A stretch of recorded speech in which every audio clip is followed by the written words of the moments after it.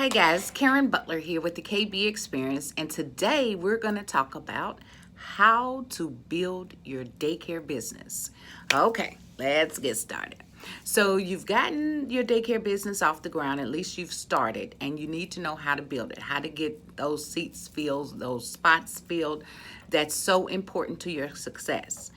You have to calculate in, when you're calculating your income coming in, your expenses going out. So that is your payroll for your teachers, your grocery expenses, your electricity, your water, your arts and supplies, field trip expenses, transportation expenses if you have transportation, and playground maintenance.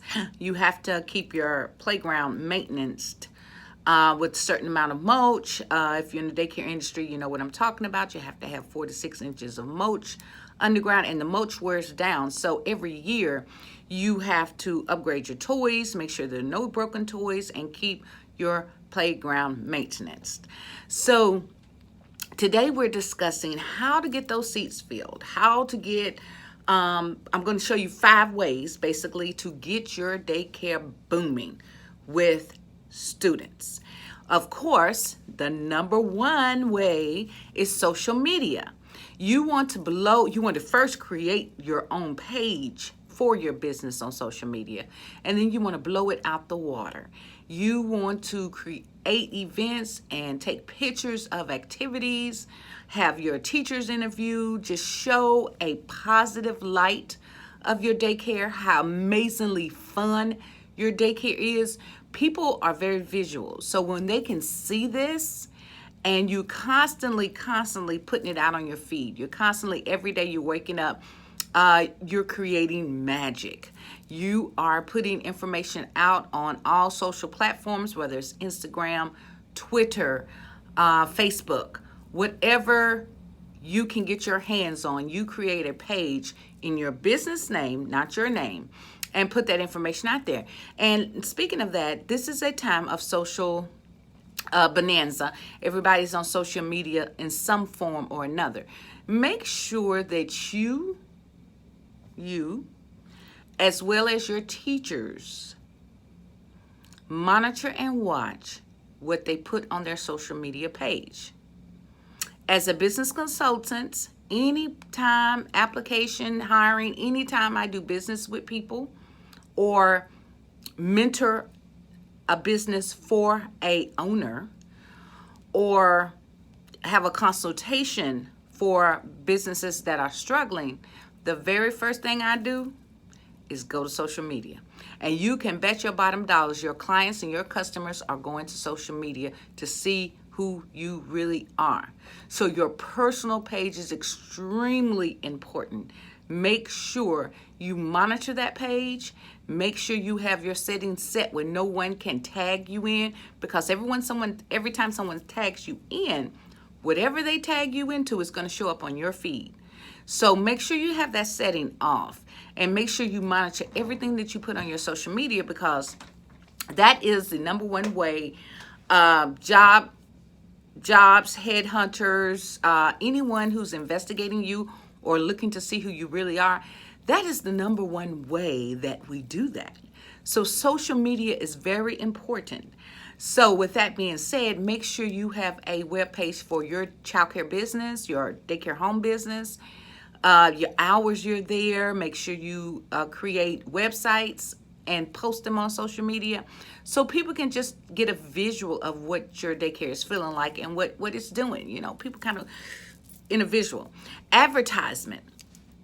This is so important. This is the number 2 thing to get your daycare off the ground and running and your seats filled with capacity. You are going to advertise. In most cities in this country, there are children magazines such as parenting magazines. I don't know what it's called in your particular city, but there are magazines that's geared toward parents. You want to advertise in that particular magazine. You want to advertise at OBGYN clinics. You want to advertise at pediatrician clinics. I have advertised in different formats where they're children, birthday parties. You always want to be ready. People are always looking for childcare, but People are always looking for great childcare. So in order to do that, you have to toot your own horn. You need to put stuff out on Craigslist. And again, social media is a form of that advertisement. Every day you get up, you need to advertise your business. Every day you get up, you need to show the world what a great daycare center you have, whatever that looks like to you. So you need to take pictures of children interacting in great academic fun things, great academic fun field trips, great academic outside time. Just whatever it is that your children are doing, you need to advertise. And a lot of times, if you can afford to, take a look at your building, if you have a building for your daycare, and even if you have a home. Does it look like a daycare? When the children pass by, are they saying, oh, I want to go over there, I want to go over there? So no one looks on the inside of your daycare before they see the outside of your daycare. So make the outside warm and inviting. If you have a building, then draw whatever Dr. Seuss, SpongeBob, huge picture of these characters on the outside of your business. Make it inviting for children, because they are your first clients. If children love where they go to childcare at, the parent is going to keep getting them to go there. But if they cry every morning and they're not happy being there, mom's going to make a change, because mom does not want to drop her child off every day screaming and grabbing the pants of her legs. So with that being said, advertising is extremely important. Another way to advertise is grocery carts at Kroger's or at some of these stores. You see a lot of, you can advertise on the grocery carts. That's a great form of advertisement. Discount booklets that come in the mail. It doesn't cost a lot of money. Offer a discount. You can offer free enrollment for 1 month. You can offer half off enrollment fee for 1 month, and I hope you're charging an enrollment fee. Check out some of my other videos for that. You must be charging an enrollment fee because it's hard business. You have to make sure that you're maintaining children in a safe and healthy environment. Safe, healthy, and fun environment. That takes a lot of work. That takes a lot of energy. And you want to make sure that you are well compensated for that without any question, without any inability to ask for your money. You get your money, because that is a huge job. And we talk about that in other videos too, because sometimes, ironically enough, I have people that come to me and we're discussing, the business, and they're like, well, parents don't pay on Friday. And I'm like, well, did you ask them? I mean, there's no doubt in my mind, when you come to my daycare on Friday, it's payday. You're going to know it. I've taken good care of your child all week. On Friday, I want my money. Has to be that way. Has to be equal exchange. Your child has been fed, changed, well taken care of, entertained an entire week. And on Friday, I want my money. I have staff to pay. I have art supplies to buy. I have groceries to buy to get prepared for the next week. So these are some things that you may want to establish with your parents up front, because this is a big expense in running a daycare. You have to keep it flowing. We talked about flyers and events, birthday parties, create flyers. Always have flyers with you or a card. Pass your information out. Your daycare will be full in no time if you stay on it. But if you open the doors and you sit there and you wait for people to drive down the street, or you wait for someone to look at your one-line Craigslist ad, it's not going to work. You have to build your business, and that's like with any business. You have to build your clientele. The third way we're going to talk about, and I happened onto this way when I was in the daycare business looking for parents or looking to build my business, is if in your city you have a Department of Human Services, if you're in a childcare business, you know that they give vouchers to parents who cannot afford to pay their childcare. And vouchers offset some of the childcare price for the parent to be able to afford for their children to go there. Well, a great place to advertise is at the Department of Human Services, where they're giving out the vouchers. Because think about it, everyone that's going in there is looking for childcare, because that's what they're going for, childcare vouchers. So there's a time that I have set out in front of the Department of Human Service building, 7, 8 in the morning, because most people go very early because it takes hours to get out of there. 7 to 8 in the morning with flyers, just passing them out. Anytime I see, especially if I saw someone in with a child, hey, you need daycare, because they're going right in to get vouchers. Quick way to fill your daycare, quick way. Also, Mother's Night Out, and I've got me a list here so I don't forget anything. Mother's Night Out. You want to take advantage of having a Mother's Night Out for your community, people in your area that may not necessarily need daycare Monday through Friday.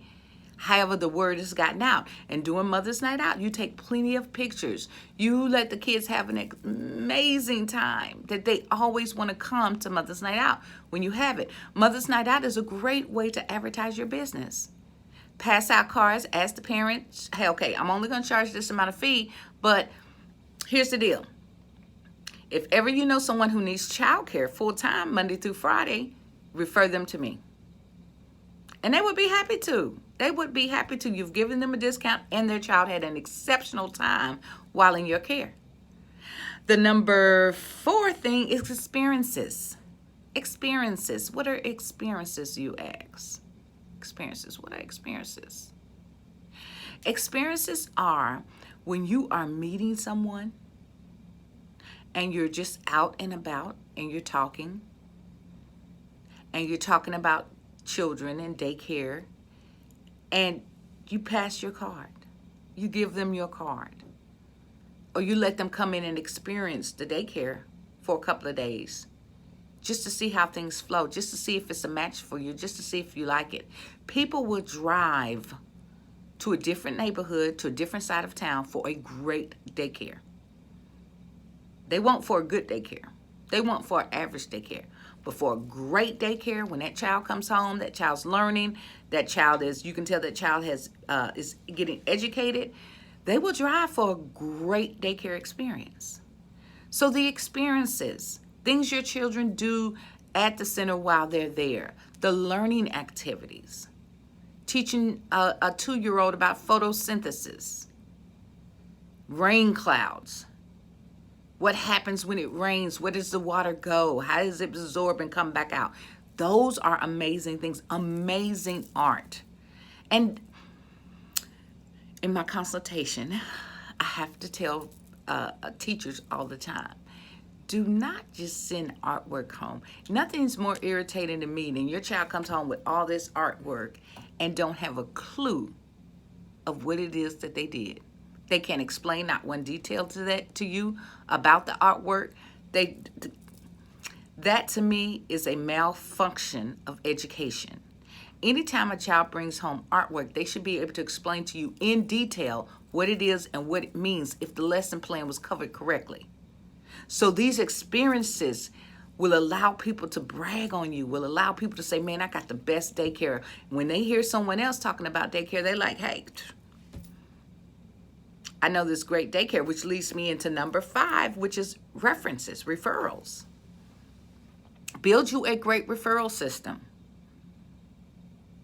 I used to build a referral system that anyone who referred someone to my daycare got $50 off of their daycare tuition for a month, or $50 off for 2 weeks, or $100 off.